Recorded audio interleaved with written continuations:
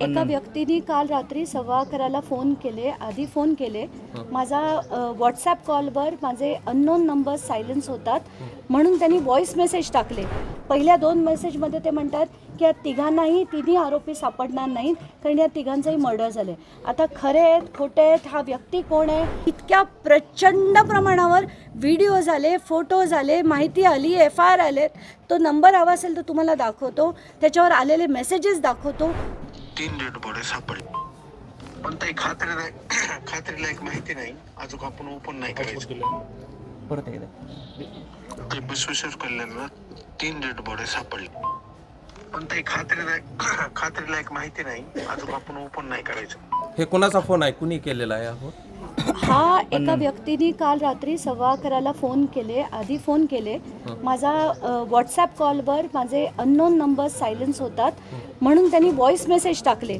आणि महत्त्वाचं म्हणजे जसं मी व्हॉइस मेसेज उघडला त्यांनी पहिले 2 मेसेजेस डिलीट केले, पण तिसरा आणि चौथा होता तो मी आधी SP-ना पाठवला आणि मग मी तो ओपन केला. म्हणून माझ्याकडे ते 2 मेसेजेस राहिले जे मी तुम्हाला आत्ता ऐकवले.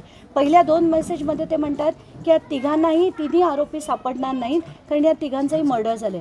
आता खरे आहेत खोटे आहेत, हा व्यक्ती कोण आहे, का राजकीय मोटिवेटेड आहे, मला नाही माहिती. म्हणून ही माहिती मी SP-कडे काल दिलेली आहे. तुम्हाला धमकीचेही फोन आले, तुम्हाला आला? मला नाही आला. मला अजूनपर्यंत कोणाची धमकी देण्याची हिंमत नाही झाली. बरं, या सगळ्या प्रकरणामध्ये कोण हे सगळे पुरावे वगैरे तुमच्याकडे ज्या माहिती येतात हे कोण देत आहे असे देखील चर्चा सुरू झालेली आहे. नाही, गुगलवर माझा नंबर हा सगळ्यांना उपलब्ध आहे.